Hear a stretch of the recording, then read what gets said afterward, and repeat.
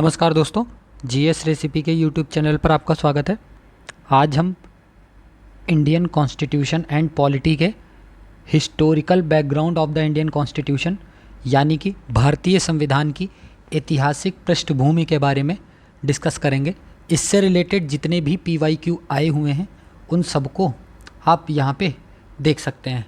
और एक काम करिएगा, ये वीडियो देखने से पहले आप A4 साइज़ के कम से कम 2 से 3 पेज जो है अपने पास रखिएगा, क्योंकि इसमें जितने भी एक्ट आए हुए हैं जैसे 1773 का एक्ट, 1784 का एक्ट, 1935 का एक्ट, इस तरीके के जो भी एक्ट आए हुए हैं उनकी डिटेलिंग पूरी जो है मैं एक ही क्वेश्चन में आपको मैं बता दूंगा, तो आप एक ही जगह पे उन सबको नोट डाउन कर सकते हैं।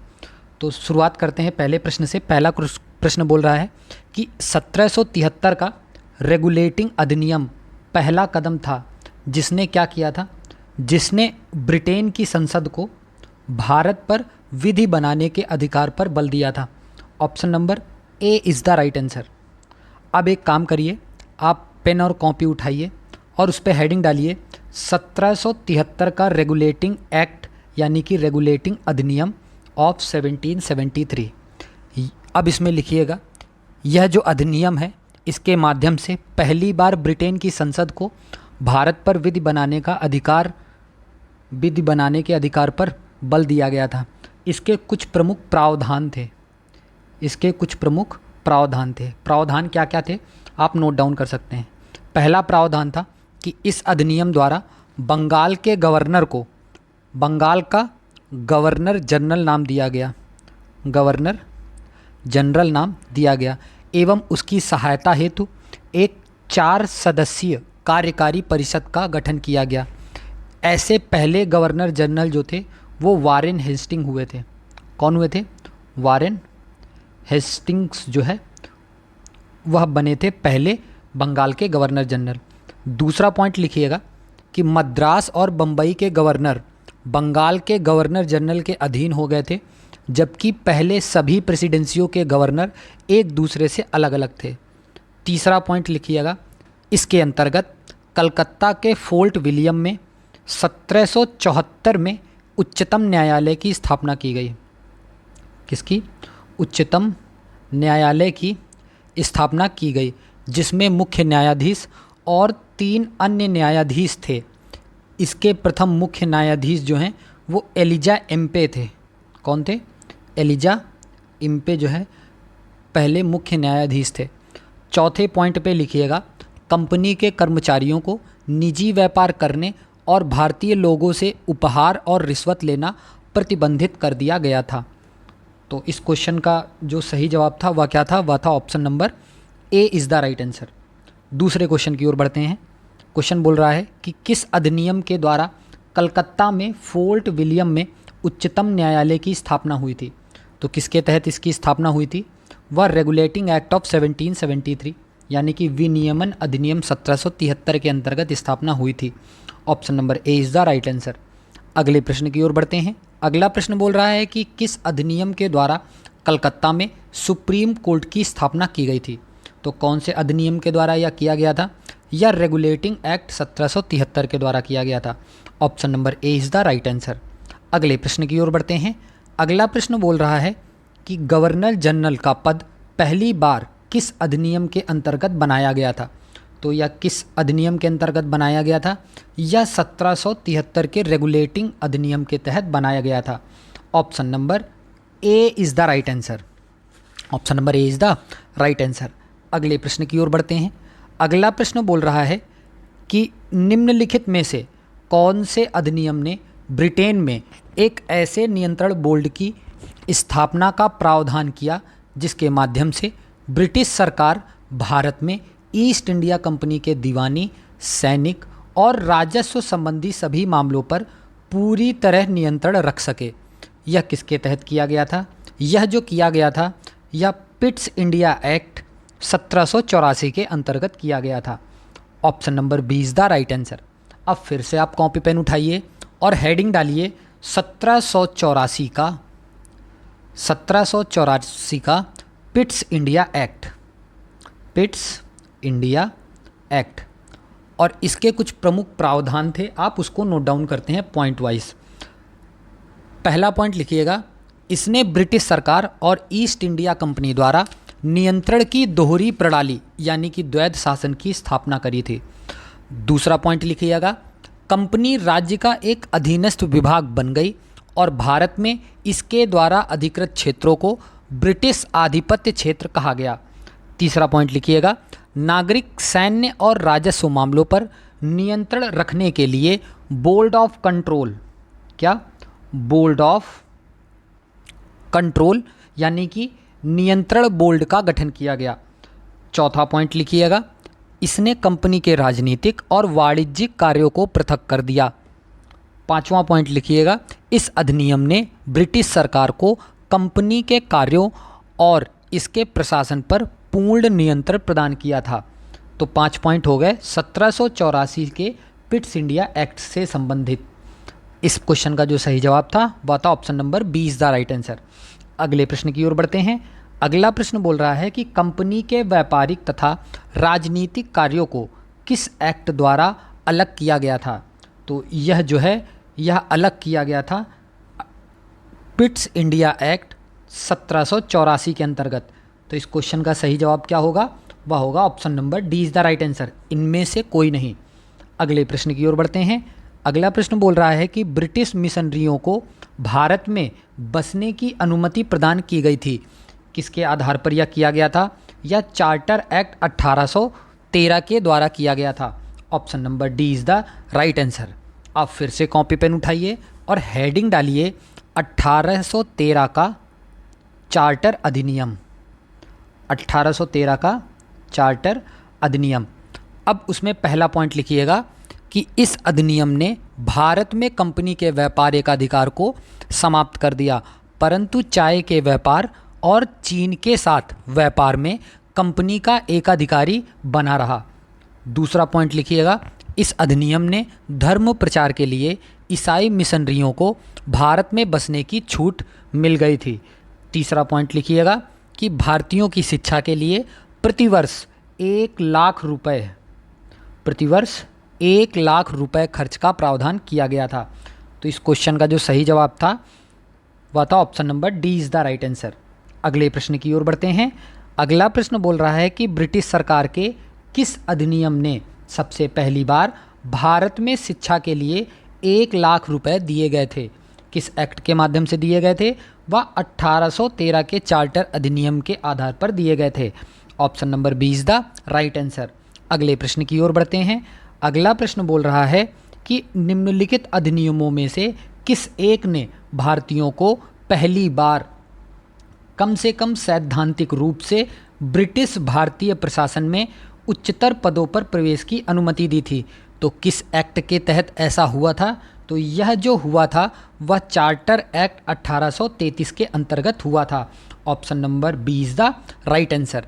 अब आप फिर से कॉपी पेन उठाइए और हेडिंग डालिए 1833 का चार्टर एक्ट, 1833 का चार्टर एक्ट। उसमें पहला पॉइंट लिखिएगा कि इस एक्ट द्वारा बंगाल के गवर्नर जनरल को भारत का गवर्नर जनरल, क्या भारत का गवर्नर जनरल बना दिया गया, जिसमें सभी नागरिक और सैन्य शक्तियां निहित थीं। दूसरा पॉइंट लिखिएगा, लॉर्ड विलियम बेंटिंग, कौन, लॉर्ड विलियम बेंटिंग जो थे वह भारत के प्रथम गवर्नर जनरल बने थे। तीसरा पॉइंट लिखिएगा, मद्रास और बम्बई के गवर्नर को विधायिका संबंधी शक्ति से वंचित कर दिया गया था। चौथा पॉइंट लिखिएगा, एक वाणिज्यिक निकाय के रूप में ईस्ट इंडिया कंपनी की गतिविधियां समाप्त हो गई थीं और कंपनी विशुद्ध रूप से एक प्रशासनिक निकाय बन गई थी। पांचवा पॉइंट लिखिएगा, इस अधिनियम ने सिविल सेवकों के चयन के लिए खुली प्रतियोगिता की एक प्रणाली की शुरुआत की और कहा कि भारतीयों को कंपनी के तहत किसी भी स्थान, कार्यालय और रोजगार से वंचित नहीं किया जाना चाहिए। छठवां पॉइंट लिखिएगा, अधिनियम के द्वारा गवर्नर जनरल की परिषद में एक विधि सदस्य की अभिवृद्धि हुई थी, मतलब बढ़े थे एक सदस्य संख्या, और सर्वप्रथम इस पद पर लॉर्ड मैकाले को नियुक्त किया गया था। और सातवां पॉइंट लिखिएगा, इस अधिनियम ने गवर्नर जनरल इन काउंसिल को भारत में दास्ता की स्थिति के समन करने के उपायों को अपनाने का निर्देश दिया था। तो इस क्वेश्चन का जो सही जवाब था वह था option number B is the right answer. अगले प्रश्न की ओर बढ़ते हैं। अगला प्रश्न बोल रहा है कि किस अधिनियम ने पहली बार भारतवासियों को अपने देश के प्रशासन में कुछ हिस्सा लेना संभव बनाया था। तो यह किसके आधार पर हुआ था? यह चार्टर एक्ट 1833 के आधार पर हुआ था। Option number A is the right answer. अगले प्रश्न की ओर बढ़ते हैं। अगला प्रश्न बोल रहा है कि निम्नलिखित अधिनियमों में से किस अधिनियम द्वारा गवर्नर जनरल की परिषद में एक विधि सदस्य की अभिवृद्धि हुई थी? तो किसके आधार पर हुआ था? यह चार्टर अधिनियम 1833 के आधार पर हुआ था। Option number D is the right answer. अगले प्रश्न की ओर बढ़ते हैं। अगला प्रश्न बोल रहा है कि निम्नलिखित में से कौन एक अधिनियम ने भारतीय प्रांतों को उनकी विधायी शक्ति से वंचित किया था? उनकी विधायी शक्ति से वंचित किया था। तो वह किसके अंतर्गत हुआ था? वह 1833 के अधिनियम के आधार पर हुआ था। Option number B is the right answer. अगले प्रश्न की ओर बढ़ते हैं। अगला प्रश्न है कि बंगाल का गवर्नर जनरल भारत का गवर्नर जनरल कब बनाया गया था? मतलब किस अधिनियम के तहत बनाया गया था? वह सन 1833 के चार्टर अधिनियम के द्वारा बनाया गया था। Option number B is the right answer. अगले प्रश्न की ओर बढ़ते हैं। अगला प्रश्न बोल रहा है कि निम्नलिखित में से भारतीय स्वतंत्रताओं का अधिकार पत्र किसे कहा जाता है? तो भारतीय स्वतंत्रताओं का अधिकार पत्र जो है वह महारानी की घोषणा 1858 को कहा जाता है। Option number D is the right answer. अब आप कॉपी पेन उठाइए और हेडिंग डालिए भारत शासन अधिनियम, भारत शासन अधिनियम 1858 और इसमें कुछ पॉइंट आप लिख लीजिए। पहला पॉइंट लिखिएगा कि इस अधिनियम के द्वारा भारत में कंपनी के शासन का अंत कर दिया गया तथा भारतीय शासन संचालन का दायित्व ब्रिटिश क्राउन को सौंप दिया गया। दूसरा पॉइंट लिखिएगा कि कोर्ट ऑफ डायरेक्टर एवं बोर्ड ऑफ कंट्रोल को समाप्त करके एक नए पद भारत के राज्य सचिव यानी कि भारत सचिव का सृजन किया गया, जिसमें भारतीय प्रशासन पर संपूर्ण नियंत्रण की शक्ति निहित थी। और तीसरा पॉइंट लिखिएगा भारत सचिव की सहायता हेतु 15 सदस्यीय परिषद का गठन किया गया, जो एक सलाहकार समिति थी और परिषद का अध्यक्ष जो था वह भारत सचिव को बनाया गया था। चौथा पॉइंट लिखिएगा कि गवर्नर जनरल का पदनाम बदलकर वायसराय कर दिया गया था और लॉर्ड कैनिंग जो हैं लॉर्ड कैनिंग जो हैं वह भारत के प्रथम वायसराय बने थे। तो इस क्वेश्चन का जो सही जवाब था वह था option number D is the right answer. अगले प्रश्न की ओर बढ़ते हैं। अगला प्रश्न बोल रहा है कि निम्नलिखित में से किस अधिनियम द्वारा ब्रिटिश ताज ने भारतीय प्रशासन को अपने हाथों में लिया था? तो किस अधिनियम द्वारा ऐसा हुआ था? वह जो है 1858 के अधिनियम द्वारा ऐसा हुआ था। Option number C is the right answer. अगले प्रश्न की ओर बढ़ते हैं। अगला प्रश्न बोल रहा है कि 1861 के अधिनियम की प्रमुख विशेषता क्या थी? 1861 के अधिनियम के प्रमुख विशेषता थी कि गवर्नर जनरल को आवश्यकता पड़ने पर अध्यादेश जारी करने का अधिकार दिया गया था। Option number A is the right answer.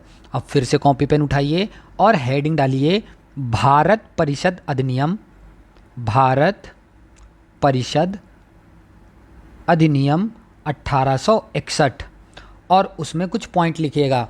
पहला पॉइंट लिखिए कि वायसराय की कार्यकारिणी परिषद का विस्तार किया गया। इसमें एक 5वां सदस्य शामिल किया गया जो विधिवेत्ता होता था। कौन? जो कि विधिवेत्ता होता था। और वायसराय की कार्यकारिणी परिषद को अधिक सुविधा से कार्य करने के लिए कानून बनाने की इजाज़त भी दे दी गई थी। दूसरा पॉइंट लिखिएगा कि इसी अधिनियम के तहत कैनिंग ने विभागीय प्रणाली की शुरुआत की थी। इस प्रकार मंत्रिमंडलीय व्यवस्था की नींव भी पड़ी थी। तीसरा पॉइंट लिखिएगा कि कानून बनाने के लिए कार्यकारिणी परिषद में न्यूनतम 6 तथा अधिकतम 12 अतिरिक्त सदस्यों को वायसराय मनोनीत कर सकता था। इनमें से न्यूनतम आधे सदस्य गैर सरकारी होते थे। इस तरह कानून बनाने की प्रक्रिया में भारतीयों के शामिल होने की गुंजाइश जो है वह बढ़ी थी। तो इस क्वेश्चन का जो सही जवाब था वह क्या था, और सॉरी, इसमें चौथा पॉइंट और नोट डाउन कर लीजिएगा। चौथा पॉइंट था बम्बई और मद्रास प्रांतों को विधि निर्माण एवं उसमें संशोधन का अधिकार पुनः दे दिया गया था, लेकिन इनके द्वारा निर्मित कानून तभी वैध माने जाएंगे जब उन्हें वायसराय की अनुमति मिल जाए। पांचवा पॉइंट लिखिएगा, गवर्नर जनरल को संकटकालीन स्थिति में विधान परिषद की अनुमति के बिना ही अध्यादेश जारी करने की अनुमति भी दे दी गई थी, और अध्यादेश जो है वह 6 महीने तक लागू रह सकती थी। कितने महीने तक? 6 महीने तक लागू रह सकती थी। तो इस क्वेश्चन का जो सही जवाब है वह क्या था? वह था option number A is the right answer. अगले प्रश्न की ओर बढ़ते हैं। अगला प्रश्न बोल रहा है कि गवर्नर जनरल परिषद में वृद्धि करके पहली बार एक अलग विधायी मशीनरी निर्मित की गई थी। तो किसके तहत यह किया गया था? या भारत परिषद अधिनियम 1861 द्वारा किया गया था। Option number A is the right answer. अगले प्रश्न की ओर बढ़ते हैं। अगला प्रश्न बोल रहा है कि निम्नलिखित में से किस अधिनियम द्वारा भारत में प्रतिनिधि संस्थाएं प्रथम बार प्रारंभ हुई थी? तो यह किसके बाद प्रारंभ हुई थी? यह जो है वह भारत परिषद अधिनियम 1861 के बाद प्रारंभ हुई थी। Option number C is the right answer. अगले प्रश्न की ओर बढ़ते हैं। अगला प्रश्न बोल रहा है कि भारतीय परिषद अधिनियम 1861 के संबंध में निम्न कथनों को पढ़कर सही विकल्प चुनें। पहला विकल्प है कि इस अधिनियम के फलस्वरूप गवर्नर जनरल की कार्यपालिका परिषद में कुल सदस्यों की संख्या 7 हो गई थी। तो ये कथन जो है वह गलत है। दूसरा कथन है कि विधि निर्माण के लिए अतिरिक्त सदस्यों की संख्या कम से कम 6 और अधिक से अधिक 12 कर दी गई थी। बिल्कुल बात सही है। तीसरा कथन है कि प्रांतीय और केंद्रीय विषयों में किसी तरह का भेदभाव नहीं रखा गया था। ये भी बात बिल्कुल सही है। तो इस प्रश्न का आंसर नंबर 2 और 3 हो जाएगा, यानी कि option number B is the right answer. अगले प्रश्न की ओर बढ़ते हैं। अगला प्रश्न बोल रहा है कि निम्नलिखित युग्मों में से कौन सा एक सही सुमेलित है? तो कौन सा एक इसमें से सही सुमेलित है? वह है इंडियन काउंसिल एक्ट 1852 में निर्वाचन का सिद्धांत दिया गया था। Option number A is the right answer. अब फिर से कॉपी पेन उठाइए और हेडिंग डालिए भारतीय परिषद अधिनियम, भारतीय परिषद अधिनियम 1892, और इसमें पहला पॉइंट लिखिएगा कि यह अधिनियम जो है वह फरवरी 1893 में लागू हुआ था। दूसरा पॉइंट लिखिएगा, इस एक्ट का सबसे महत्वपूर्ण प्रावधान निर्वाचन पद्धति की शुरुआत थी। हालांकि इसमें निर्वाचन शब्द का प्रयोग नहीं किया गया था और निर्वाचन की पद्धति जो थी वह अप्रत्यक्ष थी। तीसरा पॉइंट लिखिएगा, इस अधिनियम में विधान परिषद के सदस्यों को बजट पर बहस करने तथा सरकार से प्रश्न पूछने का अधिकार दिया गया था, लेकिन पूरक प्रश्न पूछने का अधिकार प्राप्त फिर भी नहीं हुआ था। और चौथा पॉइंट लिखिएगा कि केंद्रीय विधान परिषद के संदर्भ में न्यूनतम 10 और अधिकतम 16 सदस्य निर्धारित किए गए थे। 1893 के अंतर्गत न्यूनतम 10 और अधिकतम जो है वह 16 सदस्य निर्धारित किए गए थे। तो इस क्वेश्चन का जो सही जवाब था वह था option number A is the right answer. अगले प्रश्न की ओर बढ़ते हैं। अगला प्रश्न बोल रहा है कि निम्नलिखित में से उदारवादियों की कौन सी एक मांग मार्ले मिंटो सुधारों में स्वीकृत की गई थी? तो कौन सी ऐसी मांग थी? वह मांग थी परिषदों के आकार का विस्तार था। Option number C is the right answer. अब फिर से कॉपी पेन उठाइए और हेडिंग डालिए भारतीय परिषद अधिनियम 1909, यानी कि मार्ले मिंटो सुधार, मार्ले मिंटो सुधार। और इस समय लॉर्ड मार्ले जो थे वह भारत के राज्य सचिव थे। क्या थे? राज्य सचिव थे। और लॉर्ड मिंटो जो थे वो वायसराय थे। कौन थे? वायसराय थे। अब इसमें पहला पॉइंट लिखिएगा कि इसने केंद्रीय और प्रांतीय विधान परिषदों के आकार में काफ़ी वृद्धि की गई थी। और केंद्रीय परिषद में सदस्य संख्या 16 से बढ़कर 60 कर दी गई थी। दूसरा पॉइंट लिखिएगा कि इसमें केंद्रीय परिषद में सरकारी बहुमत को बनाए रखा, लेकिन प्रांतीय परिषदों में गैर सरकारी सदस्यों के बहुमत की अनुमति हो गई थी। तीसरा पॉइंट लिखिएगा, इसने मुस्लिमों के लिए पृथक निर्वाचन प्रणाली, क्या पृथक निर्वाचन प्रणाली की व्यवस्था की थी। इसके अनुसार मुस्लिम सदस्यों का चुनाव मुस्लिम मतदाता ही कर सकता है, यानी कि सांप्रदायिक निर्वाचन प्रणाली का प्रारंभ हो गया था। चौथा पॉइंट लिखिएगा, विधान परिषद के सदस्यों को बजट पर बहस के दौरान अनुपूरक प्रश्न पूछने का अधिकार भी मिल गया था, परंतु मतदान का अधिकार नहीं मिला था। और पांचवा पॉइंट लिखिएगा, एक भारतीय सत्येंद्र प्रसाद सिन्हा, कौन?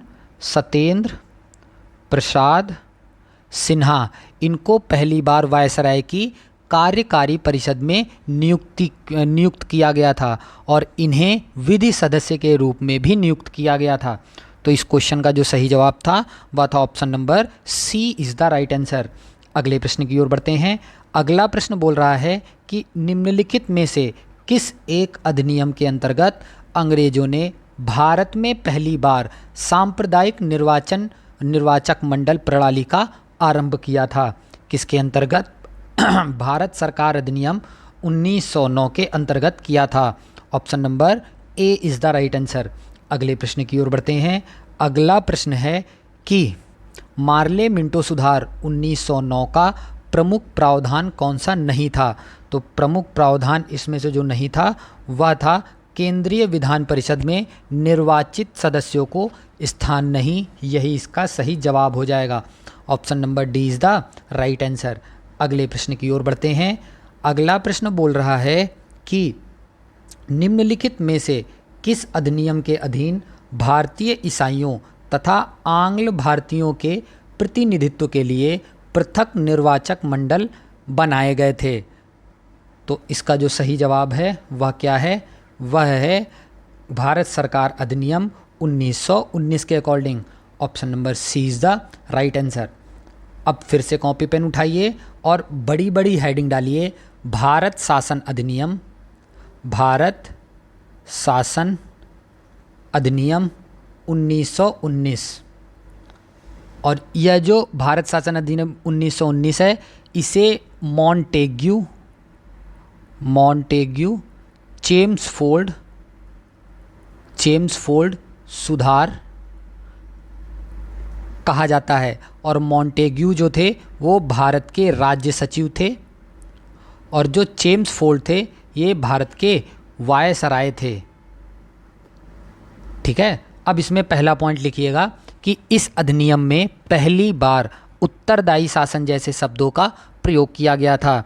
दूसरा पॉइंट लिखिएगा, इस एक्ट के अनुसार पहली बार केंद्र में द्विसदनी विधायिका यानी कि लोकसभा एवं राज्यसभा स्थापित की गई थी। तीसरा पॉइंट लिखिएगा, प्रत्यक्ष निर्वाचन पद्धति की शुरुआत हो गया था इसमें।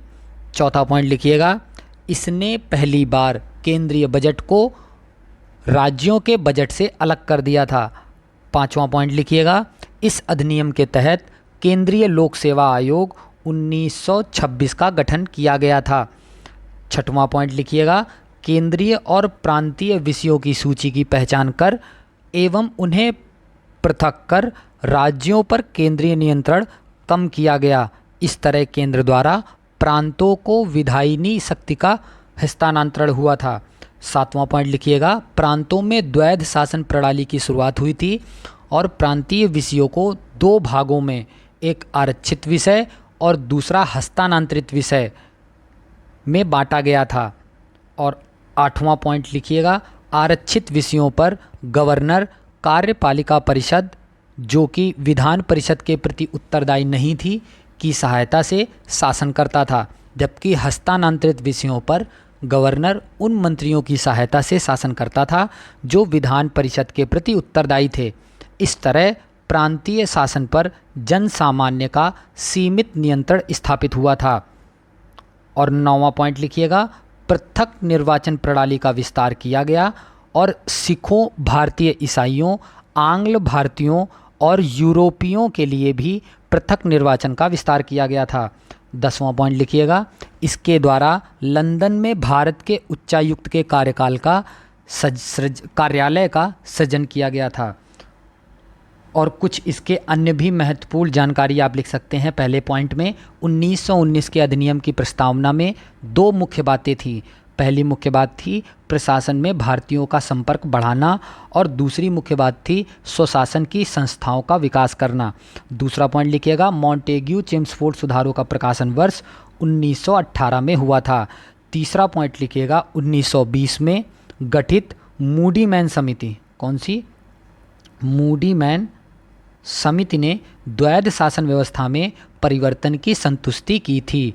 और चौथा पॉइंट लिखिएगा, भारत शासन अधिनियम 1919 के अंतर्गत भारतीय विधायिका का अंतिम निर्वाचन 1945 में हुआ था। तो इस क्वेश्चन का जो सही जवाब था वह क्या था? वह था option number C is the right answer.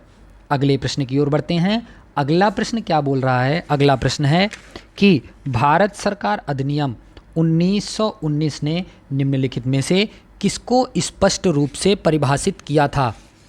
तो किसको स्पष्ट रूप से परिभाषित किया था? किसको किया था परिभाषित? वो किया था केंद्रीय एवं प्रांतीय सरकारों की अधिकारिता को किया था। Option number B is the right answer. अगले प्रश्न की ओर बढ़ते हैं। अगला प्रश्न बोल रहा है कि भारत शासन अधिनियम 1919 के अंतर्गत भारतीय विधायिका का अंतिम निर्वाचन किस वर्ष में आयोजित किया गया था? तो अंतिम निर्वाचन जो है वह 1945 में आयोजित किया गया था। Option number C is the right answer. अगले प्रश्न की ओर बढ़ते हैं। अगला प्रश्न बोल रहा है कि 1919 के भारत सरकार अधिनियम ने क्या क्या किया था? भारत सरकार अधिनियम ने केंद्र में द्विसदनीय विधानमंडल स्थापित किया था, बात बिल्कुल सही है। दूसरा है प्रांतीय कार्यकारिणी में द्विशासन आरंभ किया था, ये भी बात बिल्कुल सही है। तीसरा कथन है भारत में संघीय शासन प्रणाली का आरंभ किया था, ये बात बिल्कुल गलत है। तो इस क्वेश्चन का सही जवाब क्या हो जाएगा? वह हो जाएगा option number D is the right answer. अगले प्रश्न की ओर बढ़ते हैं। अगला प्रश्न बोल रहा है कि भारत में द्वैध शासन सर्वप्रथम निम्नलिखित में से किसके अधीन आरंभ किया गया था? यह जो है वह मॉन्टेग्यू चेम्सफोर्ड सुधार के अंतर्गत किया गया था। Option number B is the right answer.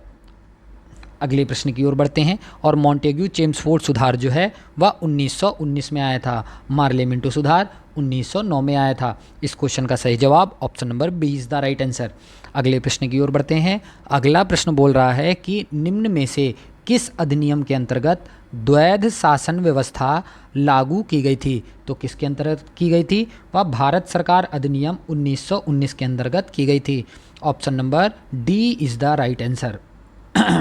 अगले प्रश्न की ओर बढ़ते हैं।